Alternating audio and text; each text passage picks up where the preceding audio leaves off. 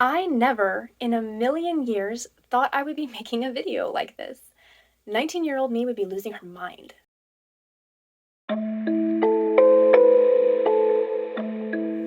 Hi everyone, I'm Kay Fellows, one of the co-founders here at Protecting Life Through Ethical Accountability. Welcome to the channel.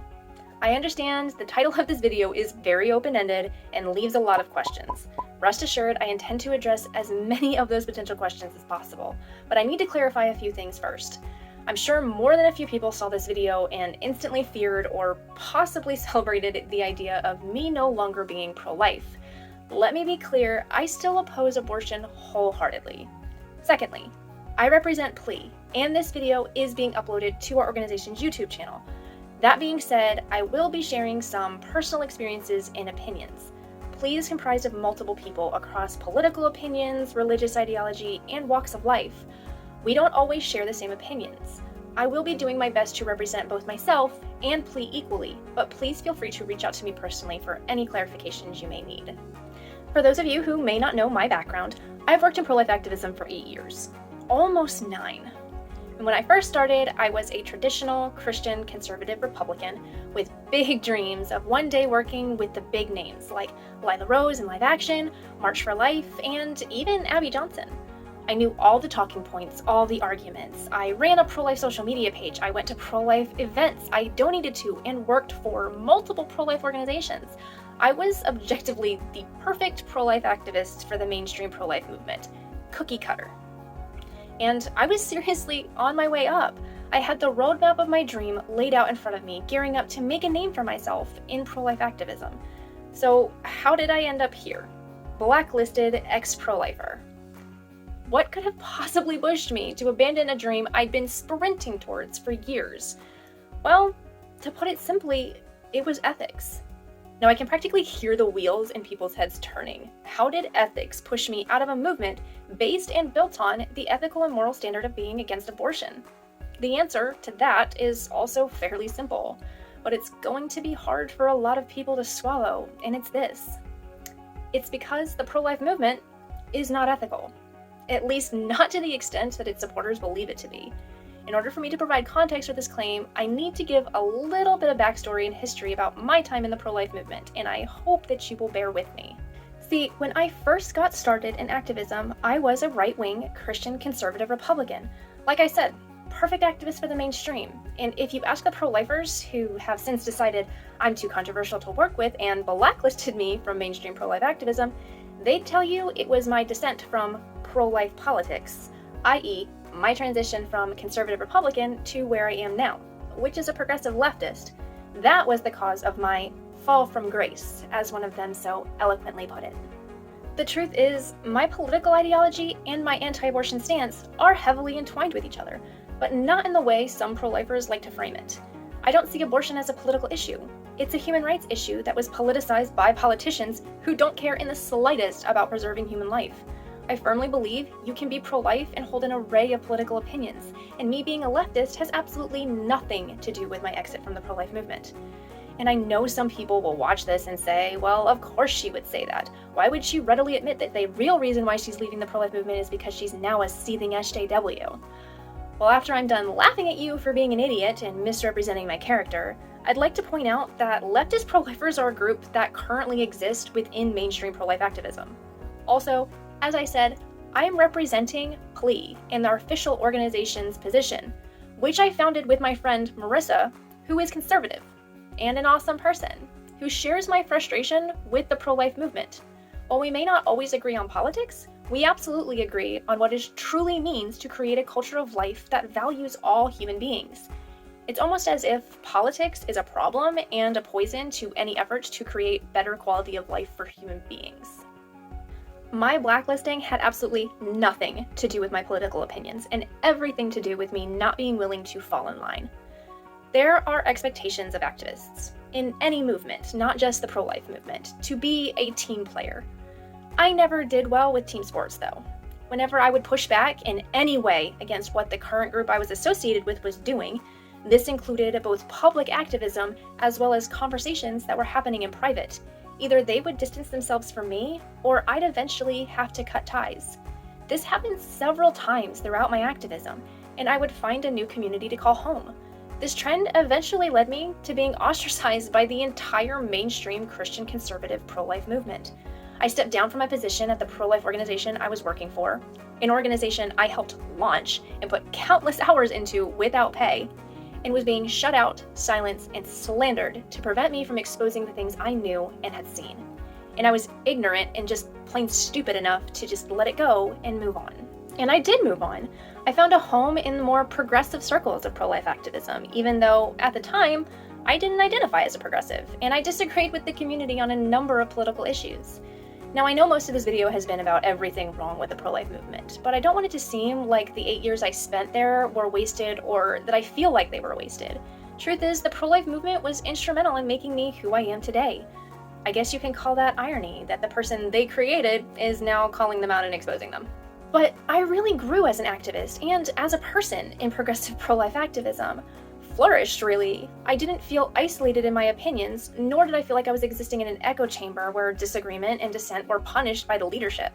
After years of feeling lonely and confused and isolated, and feeling like I had no place where I belonged in pro-life activism because I was beginning to challenge my own personal beliefs, it was really refreshing and even comforting to be surrounded by people who were so kind and respectful of the journey I was on. I was going through so much change at the time, challenging my political opinions, my religious beliefs, and my thoughts on pro-life activism, what it is and what it should be.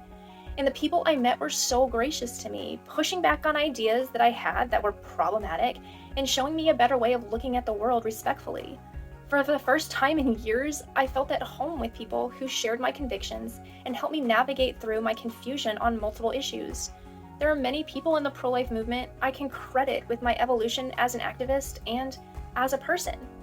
And I hope that that genuinely puts into perspective how devastating it was for me to realize that for some of these people I had come to respect and genuinely care about, it was all a lie. If you've been following PLEA from the beginning, you know we got started due to the situation regarding Jennifer Christie and Abby Johnson. We truly wanted to create a higher standard of ethics within the pro-life movement, a movement we were all extremely dedicated to and involved with. Never did we have the intention of removing ourselves from it, and we never once saw our efforts leading to where we are now, exposing the corruption of mainstream pro-life activism as a whole. Many like to mischaracterize us as having this vendetta against pro-life people and simply wanting to wreak havoc on the pro-life movement. This couldn't be less true. I had just started my role in a new pro-life organization, a project I was extremely dedicated to and excited to be a part of, a product I eventually had to remove myself from because I could no longer morally support it or the people involved with it. We all wanted so badly to see this movement pick itself up and become something we could comfortably and confidently support. However, through our work with Jennifer Christie and our effort to get justice for her and her family, we were met with a very, very harsh reality. The pro-life movement doesn't care. Our team dedicated months to raising awareness for what Jennifer went through. Our only desire was to get justice for her and prevent that from ever happening to someone again. We honestly thought our mission would be clear and relatively easy once we managed to get an audience with the higher-ups in the movement. But we very quickly realized how wrong we were. It wasn't that these leaders didn't have time for us or that we didn't have the clout to be engaged with. I knew a lot of these bigger names. I'd worked alongside them in the past. They knew who I was, and they knew what we were doing, and they were actively avoiding involvement. Of the few leaders who did agree to sit down with us and hear us out, none of them signed on in support of our effort. In fact, after outlining the severity of the situation, we were still looked in the eye and told to stop what we were doing, that our effort wasn't more important than the work the pro-life movement was doing, and we risked railroading that effort with our mission of justice. I hadn't been involved in mainstream pro-life activism for a while when we started PLEA, but I had made a home for myself in the secular, more progressive fringe of the pro-life movement and was extremely dedicated to promoting the diversity of pro-life activism.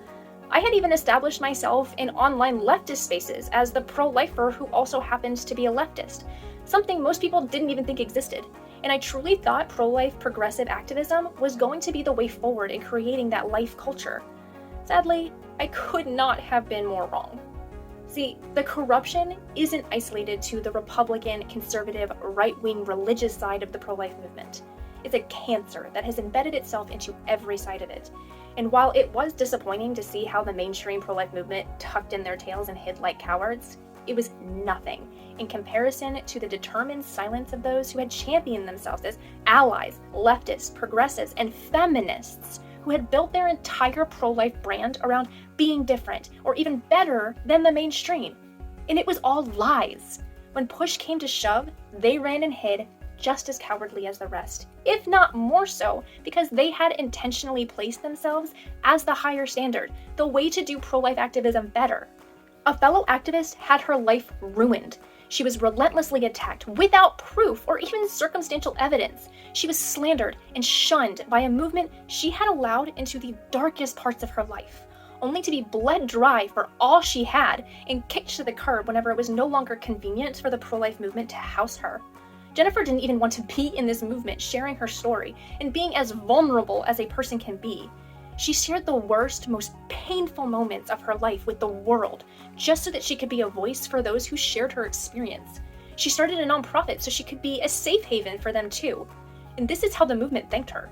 By turning their backs and becoming blind to the abuse she and her family were suffering at the hands of one of their own.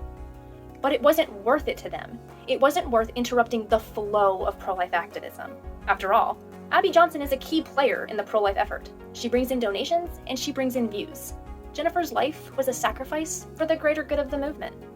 Some of you may die, but it's a sacrifice I am willing to make.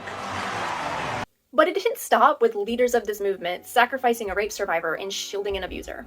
The corruption and disgusting behavior in pro-life activism doesn't come close to ending with the leadership. As we continued in our effort to get justice, we were met with abrasive and aggressive attacks from other pro-life people. We were accused of harassment and bullying. Ironic, considering that's the behavior Abby was actively engaging in and being defended for it. People accused us of being undercover abortion supporters, hell-bent on destroying the pro-life movement, anything and everything they could throw at us to try to push away what we had to say and all the proof we had they were enabling abuse. I gave people evidence, shared what we had over and over again. And over again, I saw people I had once respected, some I even called friend, ignore and gaslight me into what I knew and what I was trying to do with that knowledge. I mentioned early on in this video that I had spent many years in this movement, and at the start of my work, I was very much at the heart of mainstream activism. I also mentioned how a lot of the people I worked with at the time would blame my fall from grace on my political changes. The truth is, I spent the entirety of my 8 years as a pro-life activist moving from subgroup to subgroup in the pro-life movement because eventually the group I belonged to would inevitably do something that compromised my morals, and then I would speak out against it and I would be labeled the problem. What happened with Abby Johnson and Jennifer Christie was not the beginning of my exit from the pro-life movement. It was the final straw after years of trying to defend a group of people that were entirely undeserving of my support and defense. When we made it public that we were going up against Abby Johnson, overnight our inboxes began to fill with message requests from people sharing their personal experiences with her. Multiple people who told us to stop what we were doing also acknowledged her behavior. This was no secret in pro-life activism. People knew, and have known for years, that Abby Johnson had a reputation and a history of this type of behavior, yet it went ignored and unchecked. Why? Why would an entire social movement risk their whole reputation to defend and shield an abuser? Well, money. It really is that simple. Abby certainly brings in a lot of it for the pro-life movement, enough to make it worth sweeping her worst abuse under the rug, sacrificing a woman's life. Jennifer Christie had to be put on suicide watch, as well as the well-being of her children. Not to mention all the other people that Abby Johnson has hurt in her wake of years in pro-life activism. There's a reason across all religions and belief systems there exists some variation of money is the root of all evil. The pro-life movement is a prime example of this. It would flabbergast some people to know the kind of money that is shuffled through this movement.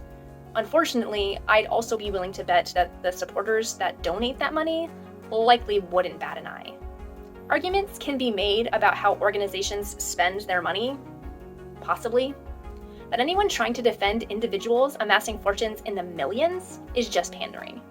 You would think a statement as cut and dry as, hey, Abby Johnson has a net worth of nearly $5 million, and that's actually super problematic for a number of reasons, would be an easily digested message. The moral issues of gaining millions of dollars simply because you finally chose to leave a job where you killed humans should be very simplistic of a concept to grasp. Maybe no one else noticed how other ex-abortion workers aren't hoarding millions of dollars for their own personal gain, and yet they're still able to speak out against their former employers. Do full-time activists need to make money? Yes. Does running an organization require time and energy and funds? Yes.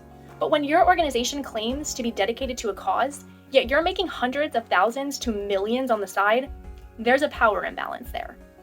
But if the corruption, lies, manipulation, and just basic apathy for other human beings isn't enough to convince you that the pro-life movement needs a serious overhaul, their complete lack of direction should. Now, what do I mean by this? If we look at civil rights movements, both past and present, there's clear direction and set goals. Suffrage sought women's right to vote. The civil rights movement sought equal treatment for people of color.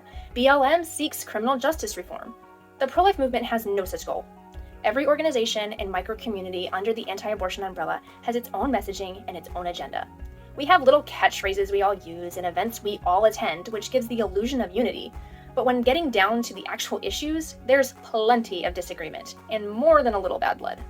The lack of clear messaging has, in part, led to the rampant misinformation around anti-abortion activism. How are we supposed to combat narratives not true about ourselves as anti-abortion activists when those narratives are actually true for other advocates? Do we really want to make abortion illegal? Well, most of us do. In all circumstances? Some of us. Is legality the end goal? For some. What about criminalization for people who seek abortions? Some do and some don't. How are you supposed to accomplish a common goal when you don't actually have much in common with your own side and a clear goal hasn't ever been set? The pro-life movement's plan seems to be just fight everything and anything now, we'll sort out the details later. And that includes working alongside people you don't agree with on messaging or goals, and even those who are just objectively bad people who shouldn't be platformed or working around vulnerable individuals, which is something you as an anti-abortion activist do a lot. But when people like those of us at PLEA point out how problematic and potentially dangerous that is, automatically we're the problem. We're causing division. We're preventing the end of abortion and the effort to save lives. You're platforming abusers who are getting rich off that platform, which they're also using to abuse people. But I'm the problem for calling it out. You can't make this stuff up. It sounds like a bad plotline from one of those cheesy soap operas I used to watch with my grandmother as a child. I don't know if I made clear how hard we worked to handle this in-house at the beginning. How hard we worked to get the pro-life movement to step up and do the right thing. So we didn't have to do this big expose piece on people we've known for years. They didn't take the multiple opportunities given. So now it's all out. The pro-life movement is corrupt to its core. And that corruption starts from small, minor infractions like mistreating people you disagree with, or intentionally staying silent about controversies your organization is involved in so you can farm private interviews and maximize media coverage for yourself and your organization. But it ends with very literal abuse taking place, and those abusers continuing on like nothing happened, and continuing to get rich, along with other people who, while they may not have engaged in abuse and vile behavior themselves, they knew it was happening, and they did nothing.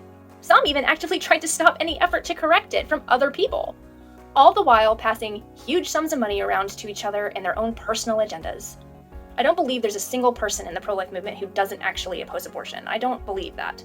But there are people in the pro-life movement who, despite opposing abortion and saying they want to see an end to it, don't value that goal as much as they value their platforms, their agendas, and their steady stream of hefty paychecks. I'm done trying to fix a movement from the inside that has no desire to be fixed, just so that I can accomplish my goals, which are direct and clear and solid.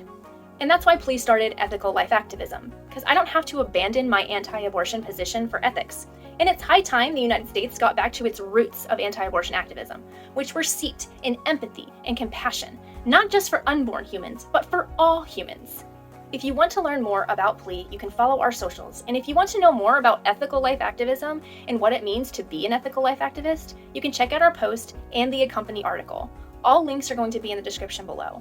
If you found this video entertaining or hopefully educational, we would be very much appreciative of you liking and sharing. It helps in the algorithm, but more importantly, it helps people hear this message.